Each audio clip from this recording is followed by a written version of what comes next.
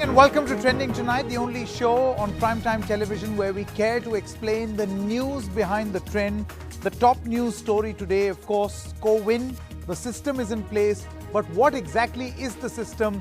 That is going to be explained so that all of you know what exactly is going to happen. The government says, and from what we can see, has an absolutely elaborate plan. What is that plan? We'll show you all the different stages, and also we'll have top-of-the-line experts answer some of the most important and frequently asked questions. Story number 2, a Muslim man is in custody in Uttar Pradesh. You know why? For selling shoes with the brand name Thakur. Now, he did not make that shoe. He was just selling it. But the right wing or certain representatives of the fringe, who many argue are no more the fringe in Uttar Pradesh, lost it over a sole, the sole of that shoe. They've kicked up a controversy. There is a row over Thakur's shoe. Is it a crime in Uttar Pradesh to sell shoes? We asked. And most importantly, what's really there in a name? A lot, we say, if it's on your sole, the sole of your shoe, and perhaps now increasingly your own soul. So these two stories right here, top focus on Trending Tonight. But let's first quickly take a look at the Co-win explainer. And we've sourced this information from the Press Information Bureau. So what exactly happens? What is this management system of Co-win? How will you get the vaccine? So you've got these vaccine manufacturers. So by air, the vaccine is going to move, and it is going to move towards what is called the primary vaccine store. What are these stores? There are 4 large places. They are in Karnal, Mumbai, Chennai and Karnataka.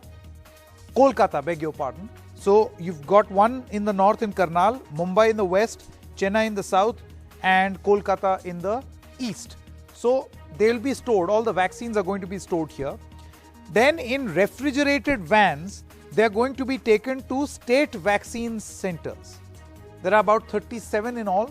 So the vaccines are going to go to various states.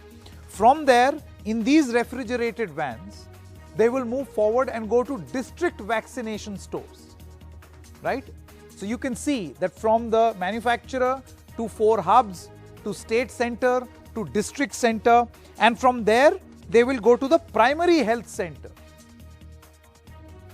One more round to the primary health center. Now, a dry run to this effect has been done. This system is already in place.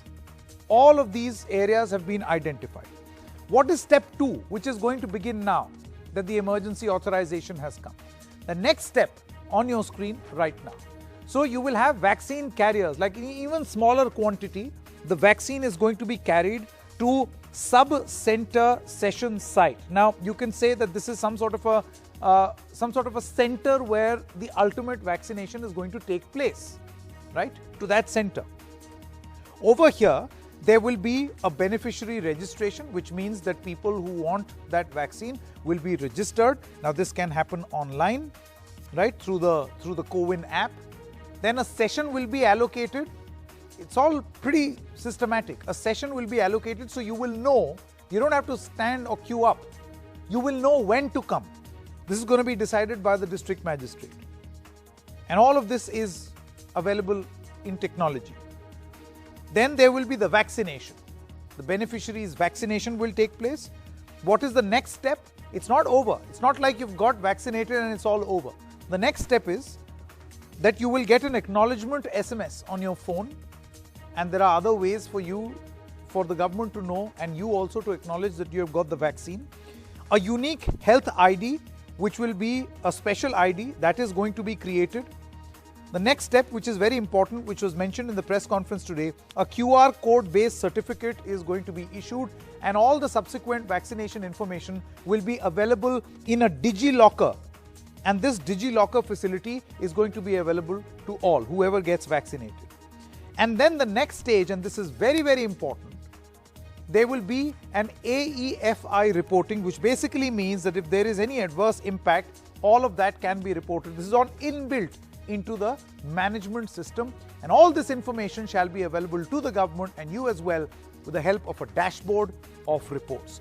So that's the comprehensive management system that has been put in place. But see, obviously there'll be a large number of questions that are going to be asked. There'll be real-time monitoring across 29,000 cold chain points. As you can see, the various points, across these points, they're going to be live monitoring, which means the government, with the help of their technology investment, will exactly know how much vaccine, where all vaccine is being stored, when is it in transit. All this information will be available to the government. Now let me introduce our guests. We've got Dr. Shekhar C. Mande, all those brains who have decided this in the government. We have all of them with us, and this is quite a panel actually. Director General of CSIR, Dr. Mande. We've got Dr. Randeep Guleria, Director of All India Institute of Medical Sciences. Thank you very much, Dr. Guleria. And Dr. R. Ganga Khetkar, former Deputy Director of ICMR. Thank you very much, Dr. Ganga Khetkar, for joining us. We can't forget you and those initial press conference that you used to host, and that is still going on. The rich legacy is being followed even now. Now, I want to ask you one by one certain frequently asked questions, because this is what viewers want to know most. So, the first and the most important question, Dr. Mande, or for that matter, any one of you can take this. How do I enroll for COVID? Who would like to answer this question? Very basic questions. Yes, Dr. Mande. Dr. Guleria is the best person to answer that probably. Sure. Dr. Guleria, would you like to answer? How does one person register for COVID? So there are two mechanisms. One, of course, is that we know in phase 1 you have healthcare workers, the frontline workers, and those over the age of 50 years. So for the healthcare workers, already from various areas, that is from various states and health authorities, both in the government and the private sector, the database has already been collated in terms of who has given his database and wants to be vaccinated with his mobile number and the iCard or the required photo identity card. That is already been populated, and that's why the first phase of this would be easy. Similarly, the frontline workers are already well documented by states and by the central government, and that will also not be an easy, because that will be easy to populate as far as the CoWIN app or the database is concerned. Sure.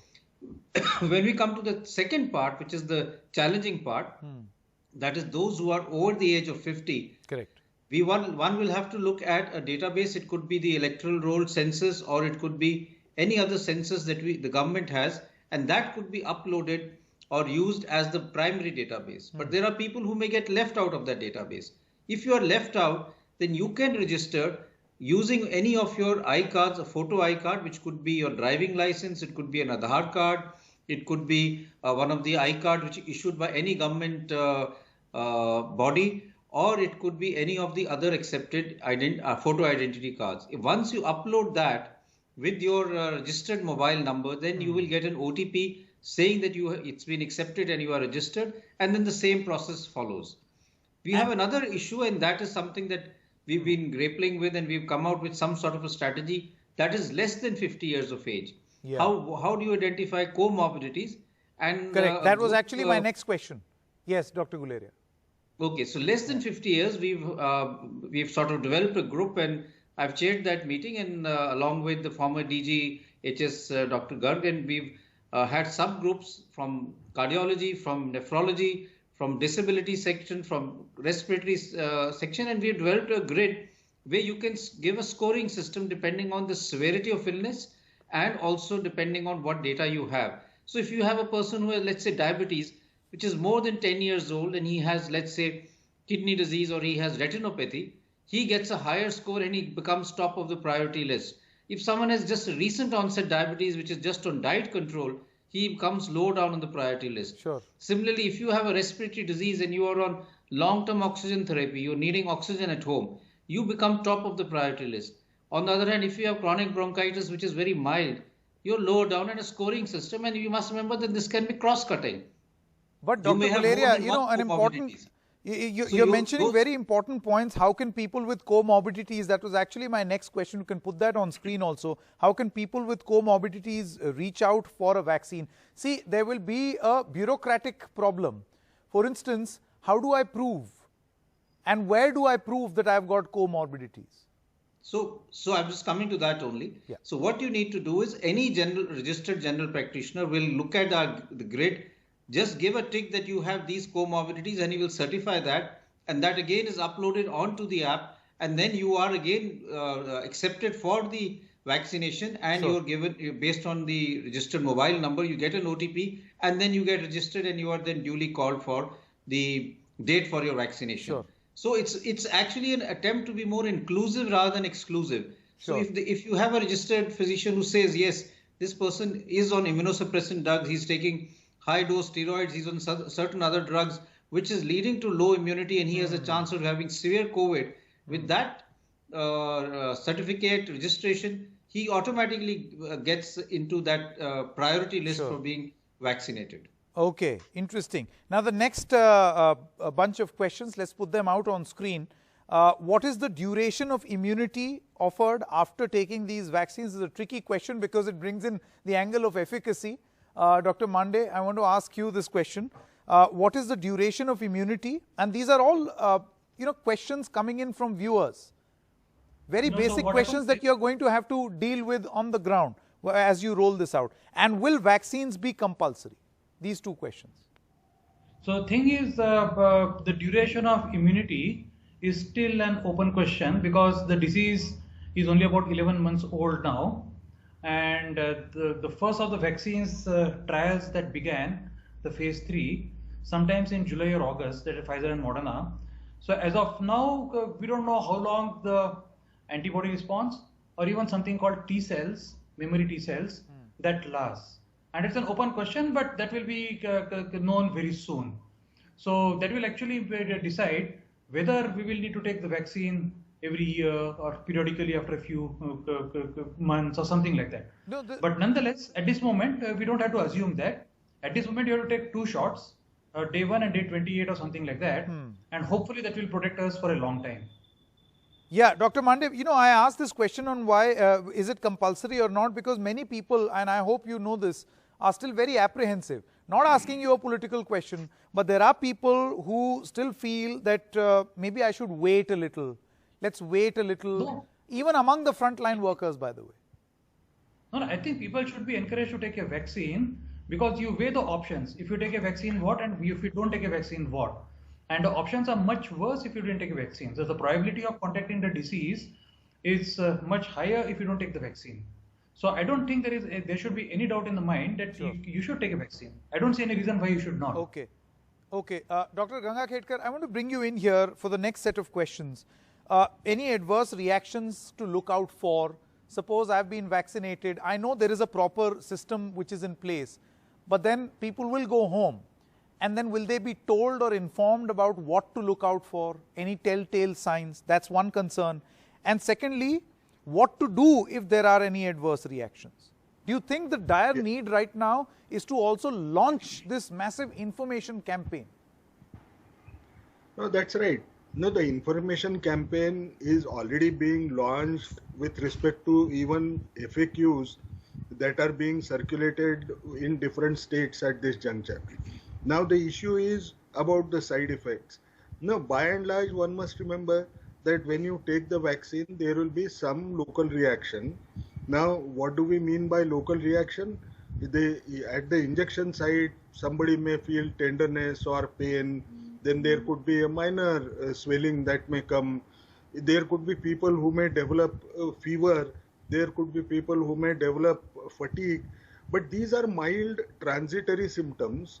In a day or two, they are bound to disappear on their own. So one should not worry about it. And one of the reasons why this will be told to every person is only because, some people who are, most of these people who are going to take vaccine are otherwise healthy.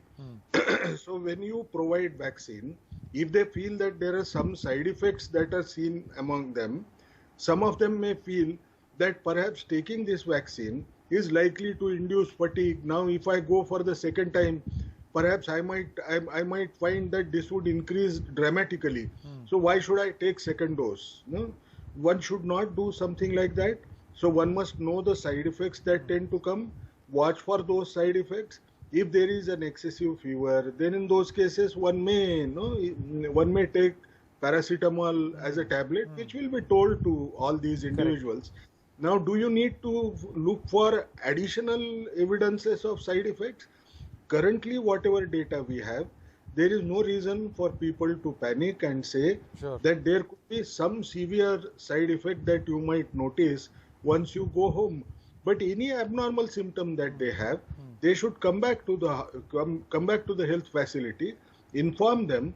There is a robust AEFI system, the adverse event following immunization system, which has been existent for decades now.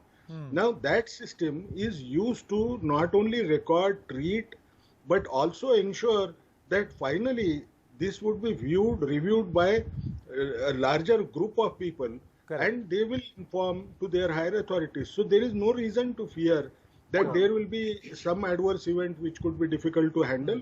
You must also remember that once you take the vaccine, for half an hour, you will be under observation of doctor and a nurse, so that you don't need to panic in any way. Okay, Dr. Guleria, the final two questions sourced from people and their apprehensions and concerns.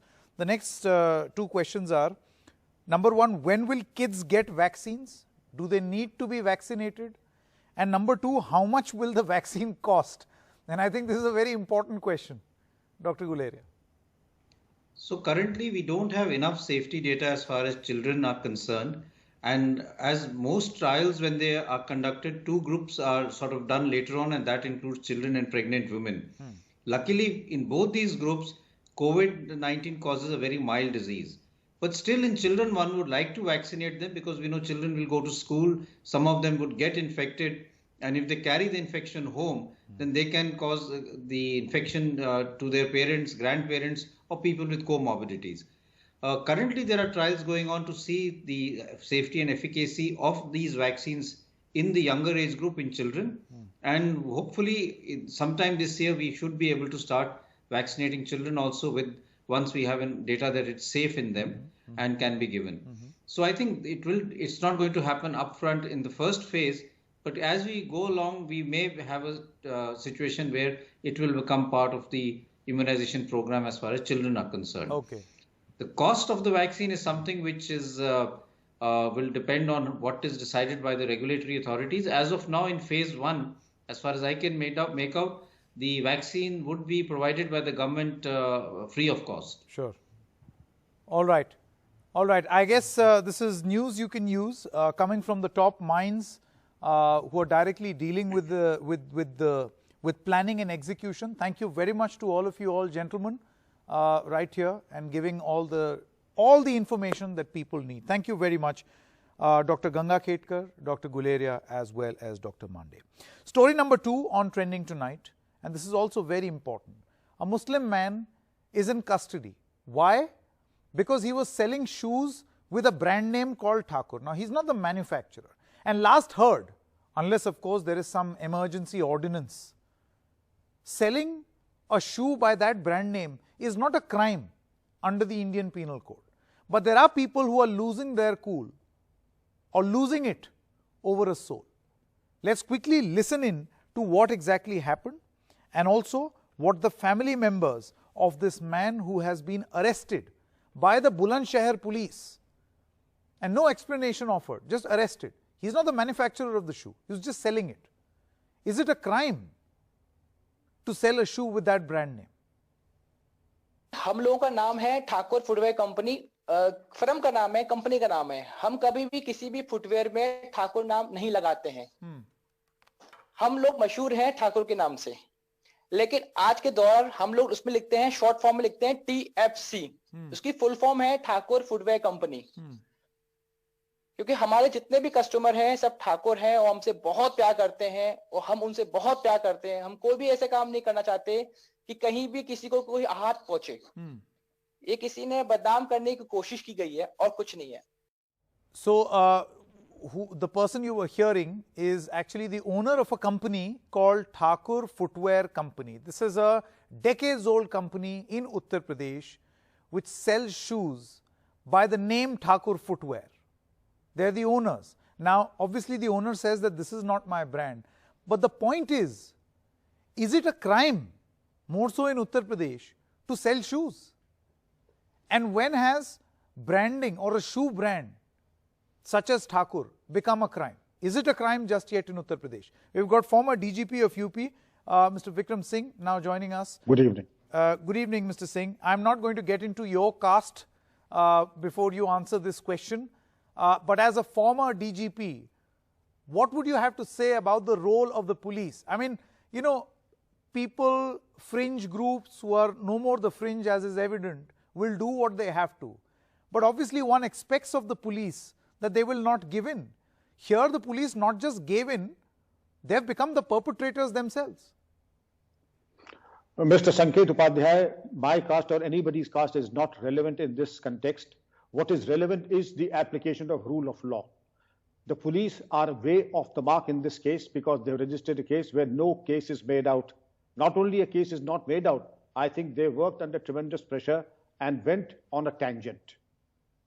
The marking on the shoe is only indicative, as the owner said, of the proprietary rights, and probably the die of the manufacturer innocently marked them as that, and the poor Nasir was picked up on somebody's complaint. He had nothing to do. In any criminal jurisprudence, Mr. Sanket, as you would be aware, that it is mens rea, a guilty intent, that is responsible for any crime. There's absolutely no guilty intent.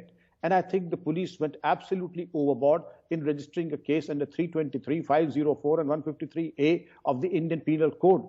Just imagine invoking all these sections for a person who would not even know what is written on the shoe. Okay. I had expected a lot more from the police, and I'm really very disappointed at this bungling at the level of the police station. They should have stood up like men in uniform and told them that no case is made out, and as simple as that. No case is indeed made out when there is no mens rea. The reason why I ask you this question is, of course, I mean, by law, selling a shoe with that brand name, or for that matter, even manufacturing a shoe with that brand name, is not a crime.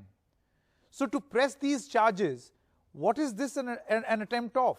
What is this? What is being attempted? To please political masters?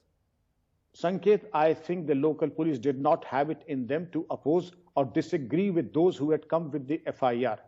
You are a very senior and a journalist of great repute. Try and lodge an FIR anywhere in the NCR and you know what the outcome will be.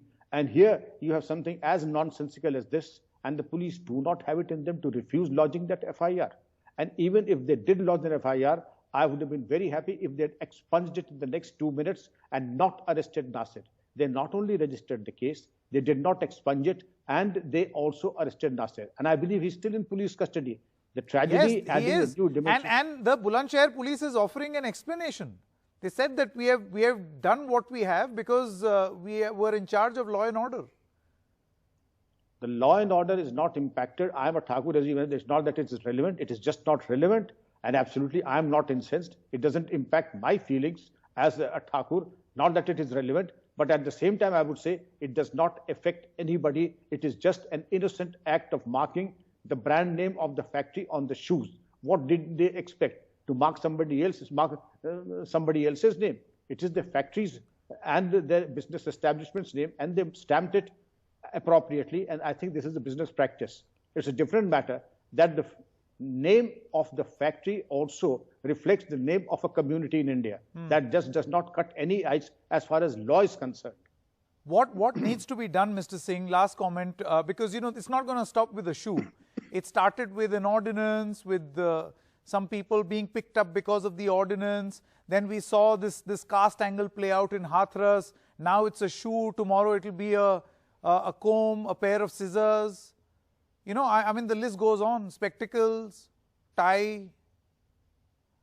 I'm happy you raised this point, and I would say the first thing they do is to own up that they made a mistake, and a horrible one at that.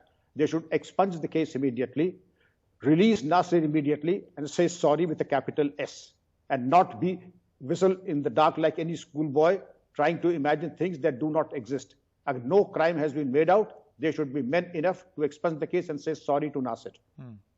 All right. Clear words, and I think this is the least that is expected of the police, of the administration, and it needs to be condemned, not supported. Unfortunately, what happens is that you've got this entire mechanism which will soon kick in. supporting the action of the police. Imagine how much harm we are doing to our international repute. Thankfully, so far, nobody has blamed this to some international conspiracy. Stopping for a short break at this moment. News and updates will continue on the other side.